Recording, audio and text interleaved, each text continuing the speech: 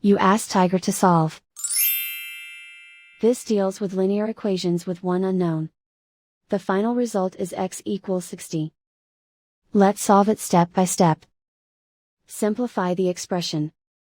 Simplify the arithmetic.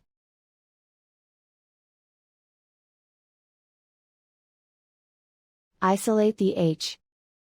Multiply both sides by 6. Group like terms. Multiply the coefficients. Simplify the fraction.